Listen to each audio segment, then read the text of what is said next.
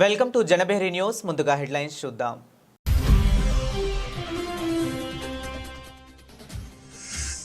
ఉగ్రవాదం మన నగరాలపై దాడి చేయొచ్చు కానీ మన ఆత్మీయులను కదిలించేది లేదు. ఢిల్లీ పేలుడుపై ఇజ్రాయెల్ ప్రధాని వ్యాఖ్యలు.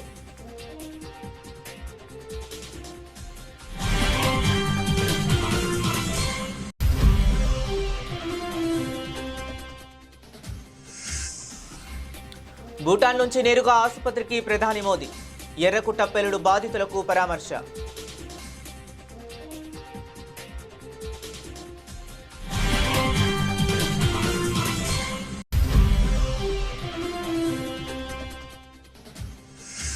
ప్రధాని మోదీ అధ్యక్షతన కేంద్ర కేబినెట్ ఉన్నత స్థాయి సమావేశం. ఉగ్రవాదంపై పోరు కొనసాగించాలని కేబినెట్ నిర్ణయించిందన్న కేంద్ర మంత్రి అశ్విని వైష్ణవ్.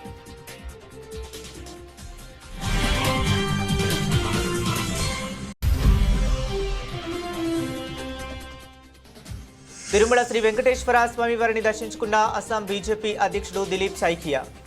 గోవిందుని ఆశీస్సులతో దేశం మొత్తం శాంతి మరియు శ్రేయస్సు వెల్లివిరియాలని ఆకాంక్ష.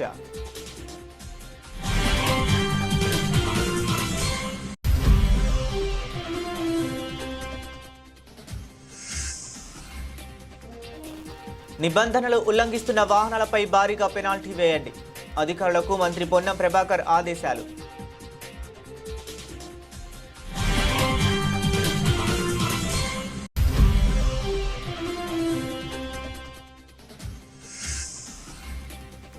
విశాఖలో రేపటి నుంచి సిఐఐ 30వ భాగస్వామ్య సదస్సుకు ముందే పారిశ్రామికవేత్తలతో సీఎం చంద్రబాబు సమావేశాలు.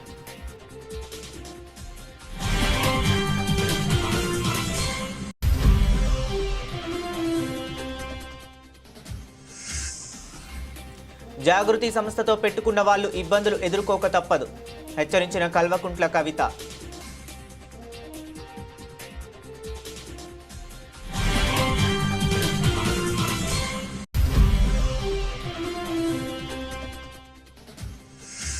పత్రికల్లో ప్రచారం చేసుకుంటున్న 3 లక్షల ఇళ్లకు ఎప్పుడు భూసేకరణ చేశారు?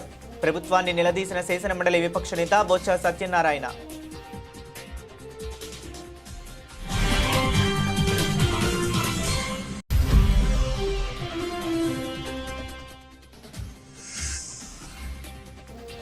మేడారంలో తెలంగాణ మంత్రులు పునర్నిర్మాణ పనుల పరిశీలన.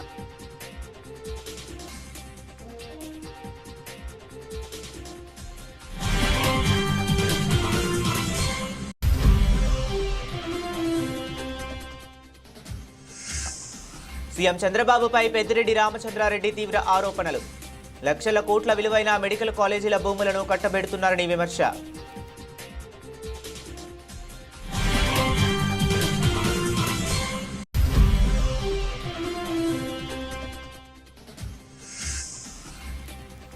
సంతాన ప్రాప్తిరస్తు, హిట్ ఖాయం అంటున్న మేకర్స్. టీజర్ ట్రైలర్కు ప్రేక్షకుల నుంచి మంచి స్పందన.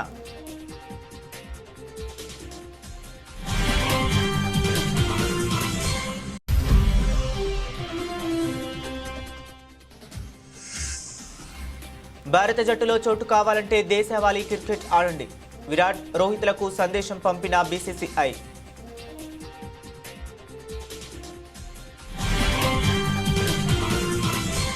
దేశ రాజధాని ఢిల్లీలోని ఎర్రకోట సమీపంలో జరిగిన కారు పేలుడు ఘటనపై ఇజ్రాయెల్ ప్రధాని బెంజమిన్ నెతన్యాహు తీవ్ర దిగ్భ్రాంతి వ్యక్తం చేశారు.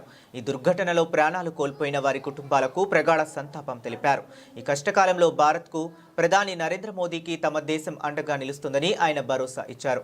ఈ ఘటనపై నెతన్యాహు స్పందిస్తూ, ప్రియమిత్రుడు నరేంద్ర మోదీకి, ధైర్యవంతులైన భారత ప్రజలకు, నేను ఇజ్రాయెల్ ప్రజల తరపున బాధితుల కుటుంబాలకు ప్రగాఢ సానుభూతి తెలియజేస్తున్నాను.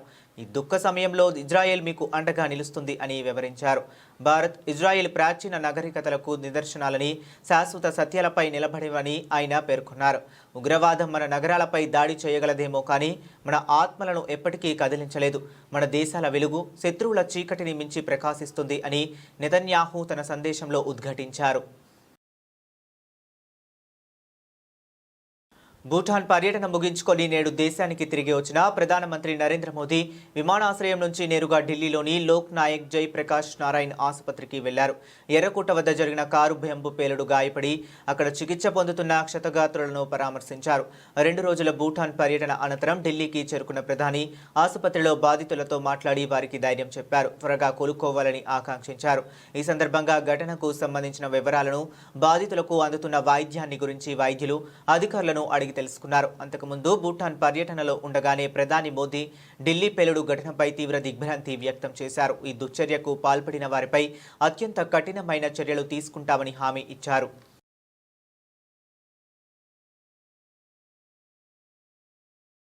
ఎర్రకోట మెట్రో స్టేషన్ సమీపంలో జరిగిన పేలుడు ఘటనను ఉగ్రవాద ఘటనగా కేంద్రం పేర్కొంది. ఉగ్రవాదం ఏ రూపంలో ఉన్నా సహించేది లేదని పునరుద్ఘాటించారు. పేలుడు ఘటనలో ప్రాణాలు కోల్పోయిన వారికి సంతాపం తెలియజేసింది. ప్రధానమంత్రి నరేంద్ర మోదీ అధ్యక్షతన కేంద్ర కేబినెట్ ఉన్నత స్థాయి సమావేశం జరిగింది. సుమారు 2 గంటల సేపు ఈ సమావేశం జరిగింది. అనంతరం సమావేశం వివరాలను కేంద్ర మంత్రి అశ్విని వైష్ణవ్ మీడియాకు తెలిపారు. ఢిల్లీ పేలుడు ఘటన అత్యంత కిరాతక ఉగ్రవాద చర్యగా కేబినెట్ పేర్కొందని, ఉగ్రవాదంపై పోరు కొనసాగించాలని నిర్ణయించిందని ఆయన చెప్పారు. ఘటనపై శీఘ్రతిన పూర్తి వృత్తి నిబద్ధతతో విచారణకు కేబినెట్ నిర్ణయించిందని తెలిపారు.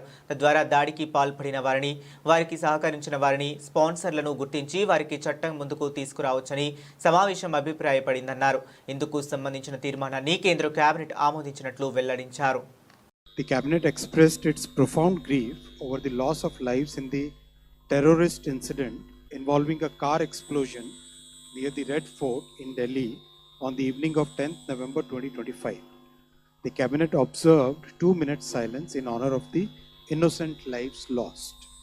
The cabinet adopted the following resolution. The country has witnessed a heinous terror incident perpetrated by anti-national forces through a car explosion near the Red Fort on the evening of 10th November 2025. The explosion resulted in multiple fatalities and caused injuries to several others. The cabinet pays its solemn respects to the victims of this senseless act of violence and conveys its heartfelt condolences to the bereaved families. The cabinet prays for the speedy recovery of all those injured and appreciates the prompt efforts of the medical personnel and emergency responders who have been providing care and support to the victims.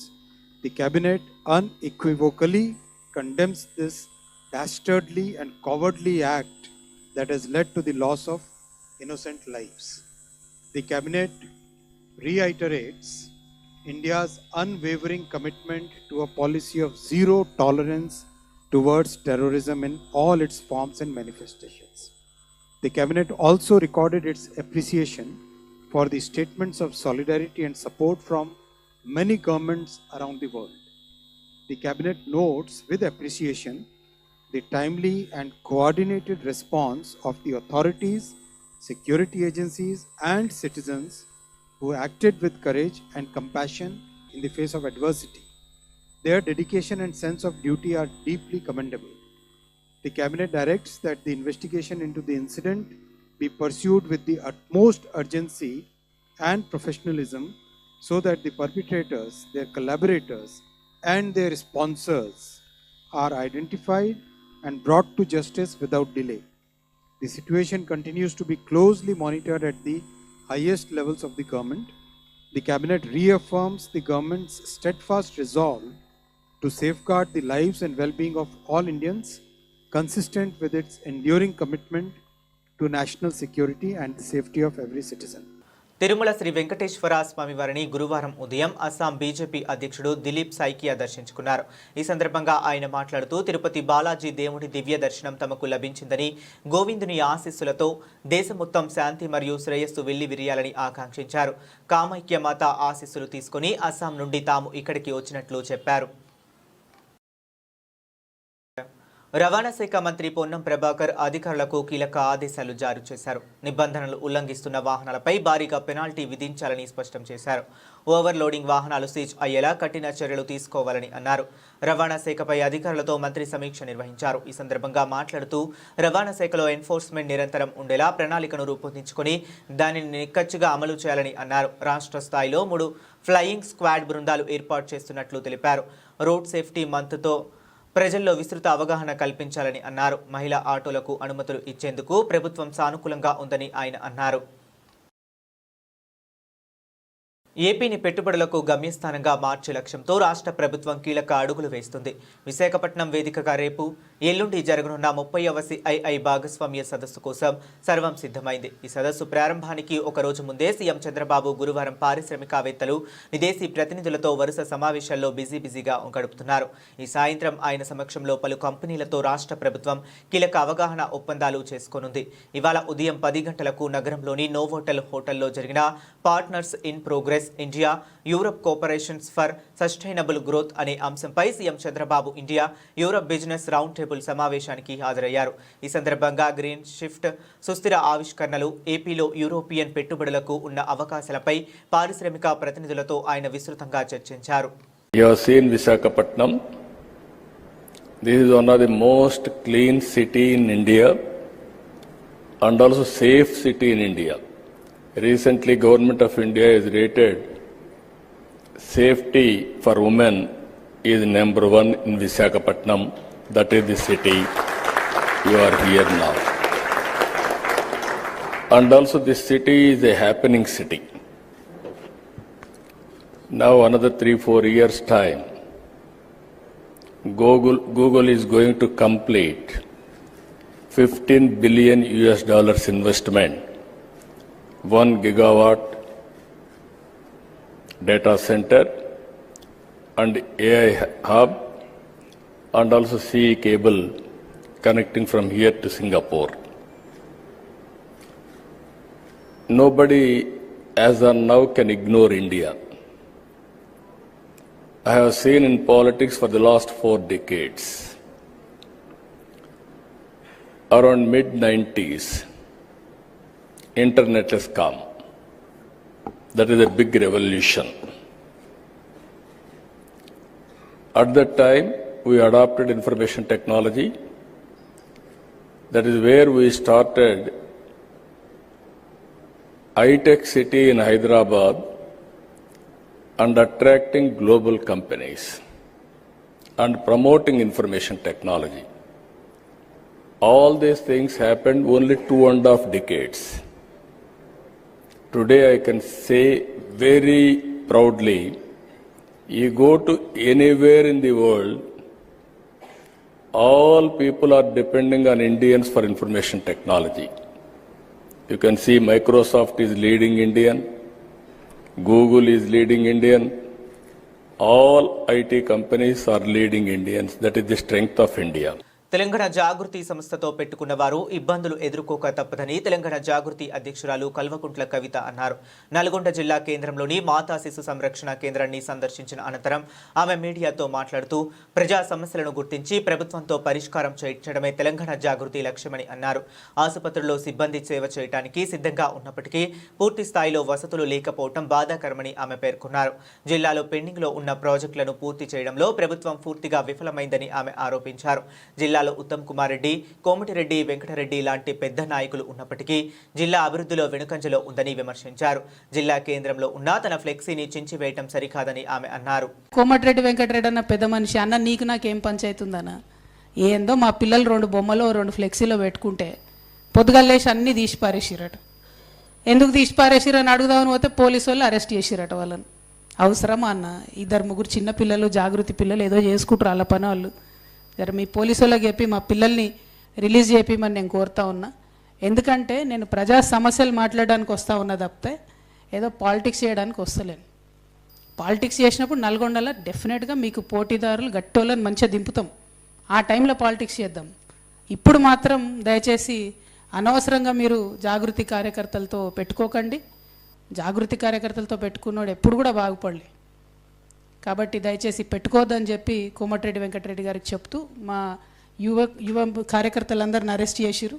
వాళ్ళని release చేయవలసిందిగా నేను demand చేస్తూ ఉన్నా. స్కూల్కి పోయినాం నిన్న దేవరకొండలో. ఆ school మీ అందరికి కూడా వార్తలలో తెలిసి ఉంటుంది, కొంపల్లి పాఠశాల. నీళ్ళు వస్తే మునిగిపోతే పిల్లలందరూ తాడు పట్టుకొని ఈదుకుంటూ బయటికి రావాల్సిన పరిస్థితి ఉండే. అది బీఆర్ఎస్ హయాంలోనే అయింది. 5 ఎకరాలు జాగా ఇచ్చారు. ఓన్లీ హాస్టల్ అయింది, స్కూల్ కాలే. సో ఎక్కడైతే పడుకుంటారో అక్కడనే క్లాస్ రూమ్ చదువుకోవాలి. సో పడుకుంటప్పుడు నైట్ డ్రెస్సు, పొద్దున్న లేస్తే స్కూల్ డ్రెస్సు. అంతే తప్పితే అసలు ఇంకో పక్క బిల్డింగ్ లేదు. ఆ పిల్లల పరిస్థితి దారుణంగా ఉంది. 450 మంది పిల్లలు ఉంటే ఓన్లీ 2 వర్కర్స్ ఉన్నారు బాత్రూమ్స్ క్లీన్ చేయడానికి. పిల్లలకు లాండ్రీ చేసేటోళ్ళు ఎవరు లేరు, బట్టలు వాళ్ళే ఉతుక్కోవాలి. ఎంత అన్యాయం ఇది. మీరు తిట్టి వచ్చారు కదా బీఆర్ఎస్ గవర్నమెంట్ను, మరి కనీసం స్కూళ్ళను పట్టించుకోవచ్చు కదా. ముఖ్యమంత్రి గారు హైదరాబాద్ నుండి చెప్తారు కలెక్టర్లు అందరూ వారానికి ఒకసారి సోషల్ వెల్ఫేర్ స్కూళ్ళలో పడుకోవాలని. ఇంతమంది పత్రికా మిత్రులు ఉన్నారు, ఎప్పుడన్నా మీ కలెక్టర్ గారు పోయి పడుకున్నారా ఏదైనా సోషల్ వెల్ఫేర్ స్కూల్లో? అంటే ముఖ్యమంత్రి మాట అంటే ఖాతరే లేదు కలెక్టర్లకు. మరి ఇది ఇట్లా నడిపితే ఏం ప్రభుత్వం ఇది? దీన్ని ప్రజలు ఎంత ఇబ్బంది పడుతున్నారు గమనించాల్సినటువంటి అవసరం ఉంది దయచేసి. కూటమి ప్రభుత్వం తాము అధికారంలోకి వచ్చిన తర్వాత 3 లక్షల ఇల్లు కట్టామని గొప్పగా పత్రికల్లో ప్రచారం చేసుకుంటుందని శాసనమండలి విపక్ష నేత ఎమ్మెల్సీ బొత్స సత్యనారాయణ విమర్శించారు. ముఖ్యమంత్రి చంద్రబాబు ఈ 3 లక్షల ఇళ్లకు ఎప్పుడు భూసేకరణ చేశారు, ఎప్పుడు ఇళ్ల నిర్మాణానికి శంకుస్థాపన చేశారు, సమాధానం చెప్పాలని డిమాండ్ చేశారు. మీకున్న అలవాటు ప్రకారం గతంలో ఎవరైనా ఏదైనా కార్యక్రమం చేస్తే అది నా వల్లే అని చెప్పుకోవటం మీకు అలవాటు అంటూ దుయ్యబట్టారు. అందులో భాగంగానే మీరు కట్టని ఇళ్లకు మీ పేరు పెట్టుకుని లక్షలాది రూపాయలతో ప్రచారం చేసుకుంటున్నారని ఆగ్రహం వ్యక్తం చేశారు. గత ప్రభుత్వాలు చేసిన కార్యక్రమాలకు మసిపూసి మారెడు కాయ చేసి క్రెడిట్ తీసుకోవటం ఇది తప్ప మా కార్యక్రమం అని గొప్పగా చెప్పుకునే ఒక్క పథకము మీ దగ్గర లేదు అని బొత్స సత్యనారాయణ మండిపడ్డారు. ఈ నేపథ్యంలో పేదలకు ఉచిత వైద్యం, పేద విద్యార్థులకు వైద్య విద్య ప్రభుత్వ ఆధ్వర్యంలోనే ఉండాలన్నదే తమ పార్టీ విధానమని, అప్పుడే వారికి న్యాయం జరుగుతుందని ఆయన స్పష్టం చేశారు. పెద్ద అడ్వర్టైజ్మెంట్లు పేపర్లో 3 లక్షల ఇళ్ళు కట్టామని చెప్పిన పేదవాడికి వచ్చి ఈ ప్రభుత్వం గొప్పలు చెప్తుంది. ఎక్కడ మీరు భూసేకరణ చేశారు? ఎప్పుడు మీరు ఇంటికి శంకుస్థాపన చేశారు? చెప్పండి ఒకసారి. తెలుగుదేశం పార్టీ నాయకులు, ముఖ్యమంత్రి గారు చంద్రబాబు నాయుడు గారు చెప్పండి, ఎప్పుడు మీరు శంకుస్థాపన చేశారో ఈ 3 లక్షల ఇంటికి? ఎప్పుడు మీరు ఈ భూసేకరణ చేశారో ఒకసారి చెప్పని ఈ ప్రభుత్వాన్ని కోరుతున్నాను, డిమాండ్ చేస్తున్నాను. ఇప్పుడు మీకున్న ఆనవాయితీ ప్రకారమే ఎవరైనా ఏదైనా కార్యక్రమం చేస్తే ఆ కార్యక్రమం నాదని చెప్పని చెప్పుకోవడం చంకలు గుద్దుకోవడం మీకు అలవాటు. అందులో భాగంగానే ఇవాళ లక్షలు పోసి అడ్వర్టైజ్మెంట్లు స్వతహాగా వాళ్ళదంటూ ఇది మా కార్యక్రమం అంటూ చెప్పే కార్యక్రమం కానీ చేసే కార్యక్రమం కానీ లేదు. మేడారంలో తెలంగాణ మంత్రులు పర్యటించారు. మంత్రులు పొంగులేటి శ్రీనివాసరెడ్డి, కొండా సురేఖ, సీతక్క, అడ్లూరి లక్ష్మణ్ మేడారం చేరుకుని అక్కడ పునర్నిర్మాణ పనులను పరిశీలించారు. ఆపై వనదేవతలను దర్శించుకున్నారు. అనంతరం మంత్రులు మీడియాతో మాట్లాడారు. భక్తులకు అసౌకర్యం కలగకుండా పనులు జరుగుతున్నాయని, అనుకున్న సమయానికి పనులు పూర్తి చేస్తామని మంత్రి పొంగులేటి అన్నారు. 10 కోట్ల మంది భక్తులు వచ్చినా దర్శనానికి ఇబ్బందులు లేకుండా పనులు చేస్తున్నామని తెలిపారు. ఆదివాసీల మనోభావాలను గౌరవిస్తూ పనులు చేస్తున్నామని, ఆదివాసీ పూజారుల ఆలోచనలతోనే పనులు జరుగుతున్నాయని మంత్రి వెల్లడించారు. గతంలో మేడారంలో ఎలాంటి అభివృద్ధి జరగలేదని, సీఎం రేవంత్ రెడ్డి వచ్చాక మేడారం అభివృద్ధి జరుగుతుందని మంత్రి కొండా సురేఖ అన్నారు.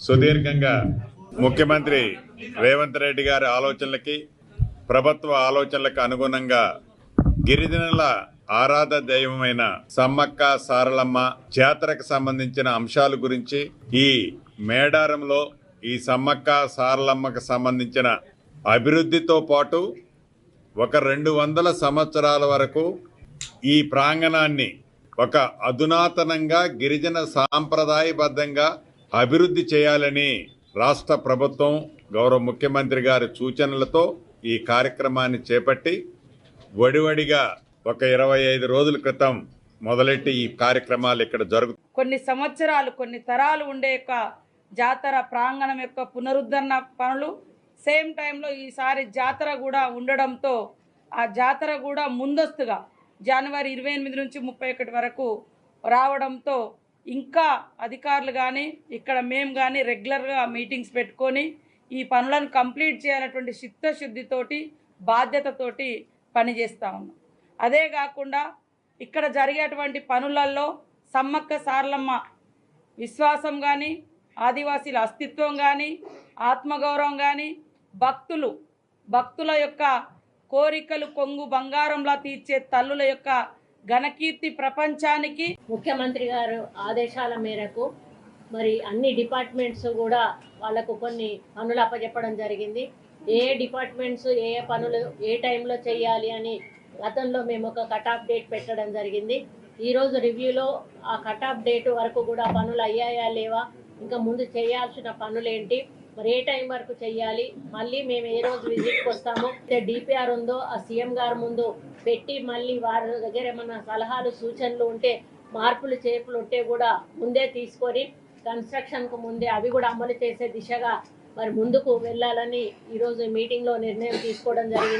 ఏపీ సీఎం చంద్రబాబుపై మాజీ మంత్రి వైసీపీ సీనియర్ నేత పెద్దిరెడ్డి రామచంద్రారెడ్డి సంచలన ఆరోపణలు చేశారు. రాష్ట్రంలో మెడికల్ కాలేజీలను ప్రైవేటు పరం చేసేందుకు చంద్రబాబు కుట్రలు పన్నుతున్నారని, లక్షల కోట్ల రూపాయల విలువైన భూములను కేవలం 100 రూపాయలకే కట్టబెట్టే ప్రయత్నం చేస్తున్నారని తీవ్రంగా విమర్శించారు. చిత్తూరు జిల్లా పుంగనూరులో మెడికల్ కాలేజీల ప్రైవేటీకరణను వ్యతిరేకిస్తూ పెద్దిరెడ్డి ఆధ్వర్యంలో ర్యాలీ నిర్వహించారు. అనంతరం తహసీల్దార్కు వినతి పత్రం సమర్పించారు. ఈ సందర్భంగా ఆయన మాట్లాడుతూ 50 ఎకరాల మెడికల్ కాలేజీ భూముల ద్వారా రాష్ట్రానికి లక్షల కోట్ల ఆదాయం వస్తుంది. పేద విద్యార్థులు డాక్టర్లు అయ్యేందుకు అవకాశం లభిస్తుంది. కానీ కాలేజీలను ప్రైవేటు పరం చేయడం వల్ల రాష్ట్రం సుమారు 2150 మెడికల్ సీట్లను కోల్పోతుంది అని ఆవేదన వ్యక్తం చేశారు.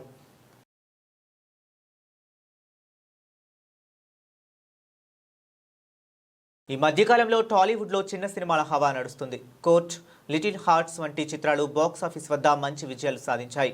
గత వారం విడుదలైన the great pre wedding show కూడా సానుకూల స్పందన తెచ్చుకుంది. ఇదే కోవలో ఈ వారం ప్రేక్షకుల ముందుకు రాబోతున్న సంతాన ప్రాప్తిరస్తు కూడా ఆ జాబితాలో చేరేలా కనిపిస్తుంది. ఇప్పటికే రిలీజ్ అయిన ట్రైలర్ ఆడియన్స్లో ఒక మంచి హైప్ను తెచ్చుకుంది. మేల్ ఫెర్టిలిటీ పాయింట్తో రూపుదిద్దుకున్న ఈ చిత్రం తప్పకుండా ప్రజాదరణ పొందుతుందని చిత్ర బృందం ధీమా వ్యక్తం చేస్తుంది. విక్రాంత్, చాందిని చౌదరి హీరోయిన్లుగా నటించిన ఈ చిత్రంలో ఓ ఆసక్తికరమైన కథాంశాన్ని ఎంచుకున్నారు. పిల్లలు కలగడం కోసం ప్రయత్నిస్తున్న ఓ జంట భర్తకు స్పామ్ కౌంట్ తక్కువగా ఉండడంతో ఎదుర్కొనే సమస్యల చుట్టూ ఈ కథ తిరుగుతుంది. ఇప్పటికే విడుదలైన టీజర్, ట్రైలర్ వినోదాత్మకంగా ఉంటూ ప్రేక్షకులను ఆకట్టుకున్నాయి. విభిన్నమైన పాయింట్తో రాబోతున్న ఈ కామెడీ ఎంటర్టైనర్ మంచి అంచనాలే ఉన్నాయి. సంజీవ్ రెడ్డి దర్శకత్వం వహించిన ఈ చిత్రాన్ని మధుర శ్రీధర్ రెడ్డి నిర్మించారు. వెన్నెల కిషోర్, తరుణ్ భాస్కర్, మురళీధర్ గౌడ్ ఇతరుల కీలక పాత్రల్లో పోషించారు. ఈ సినిమా శుక్రవారం 14న థియేటర్లలో విడుదల కానుంది. భారత క్రికెట్ నియంత్రణ మండలి బీసీసీఐ ఇద్దరు దిగ్గజ క్రికెటర్లు విరాట్ కోహ్లీ, రోహిత్ శర్మలకు స్పష్టమైన సందేశాన్ని పంపింది. వన్డే జట్టులో కొనసాగాలనుకుంటే దేశీయ వన్డే టోర్నమెంట్లో పాల్గొనాలని బోర్డు చెప్పింది. ఇద్దరు సీనియర్స్ టెస్ట్, T20 అంతర్జాతీయ ఫార్మెట్ల నుంచి రిటైర్డ్ అయ్యారు. ఇద్దరు వన్డే జట్టులో మాత్రమే ఆడుతున్నారు. దాంతో బోర్డు జట్టు టీం మేనేజ్మెంట్ దేశీయ క్రికెట్తో ఫిట్నెస్, ఫామ్ను నిరూపించుకోవాలని చెప్పింది. ఈ విషయమై సీనియర్ బీసీసీఐ అధికారి మాట్లాడుతూ భారత్ తరపున ఆడాలంటే దేశీయ క్రికెట్లో ఆడాలని బోర్డు జట్టు నిర్వహణ వారిద్దరికీ స్పష్టం చేసింది. 2 ఫార్మెట్ల నుంచి రిటైర్డ్ అయినందున ఫిట్నెస్, లయను కాపాడుకోవటానికి ఇది చాలా అవసరమని చెప్పారు. గత నెలలోని selection committee chairman Ajit Agarkar సైతం ఆటగాళ్లు దేశీయ క్రికెట్లో పాల్గొనాల్సిన అవసరాన్ని నొక్కి చెప్పారు. ఆటగాళ్లు అందుబాటులో ఉన్నప్పుడల్లా దేశీయ క్రికెట్ ఆడాలని ముందే స్పష్టం చేశామన్నారు. బులెటిన్ ముగించే ముందు మరొకసారి హెడ్లైన్స్ చూద్దాం.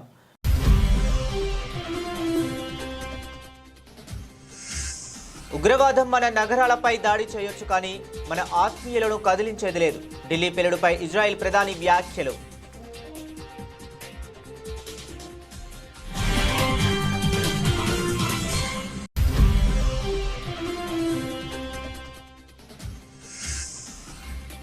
భూటాన్ నుంచి నేరుగా ఆసుపత్రికి ప్రధాని మోదీ. ఎర్రకుట్ట పేలుడు బాధితులకు పరామర్శ.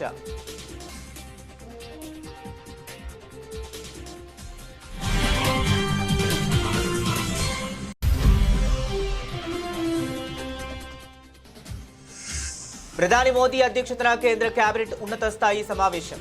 ఉగ్రవాదంపై పోరు కొనసాగించాలని కేబినెట్ నిర్ణయించిందన్న కేంద్ర మంత్రి అశ్విని వైష్ణవ్.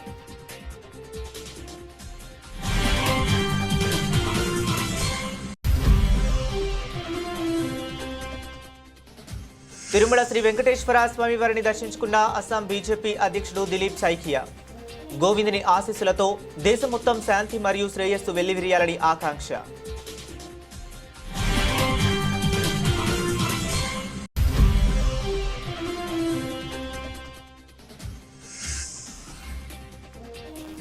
నిబంధనలు ఉల్లంఘిస్తున్న వాహనాలపై భారీగా పెనాల్టీ వేయండి. అధికారులకు మంత్రి పొన్నం ప్రభాకర్ ఆదేశాలు.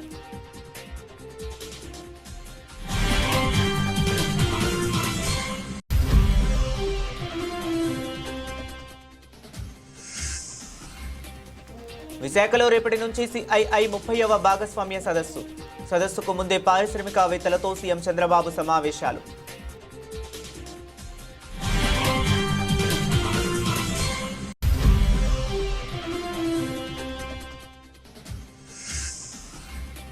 జాగృతి సంస్థతో పెట్టుకున్న వాళ్ళు ఇబ్బందులు ఎదుర్కోక తప్పదు, హెచ్చరించిన కల్వకుంట్ల కవిత.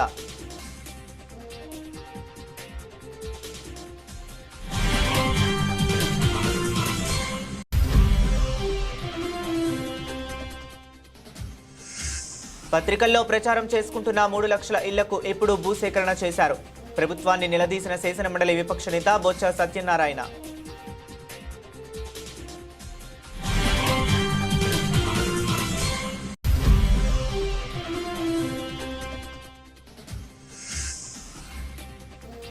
మేడారంలో తెలంగాణ మంత్రులు పునర్నిర్మాణ పనుల పరిశీలన.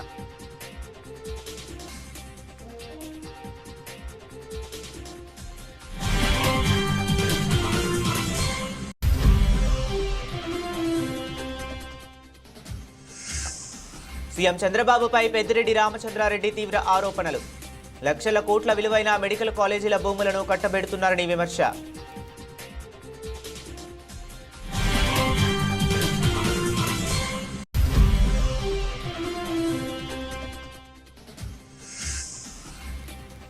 సంతాన ప్రాప్తిరస్తు, హిట్ ఖాయం అంటున్న మేకర్స్. టీజర్ ట్రైలర్కు ప్రేక్షకుల నుంచి మంచి స్పందన.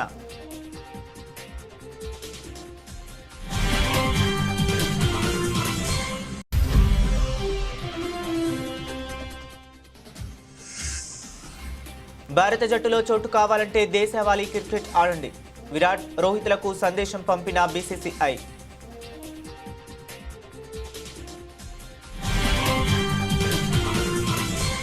ఇవి ఇప్పటి వరకు ఉన్న అప్డేట్స్. మరిన్ని అప్డేట్స్ కోసం కీప్ వాచింగ్.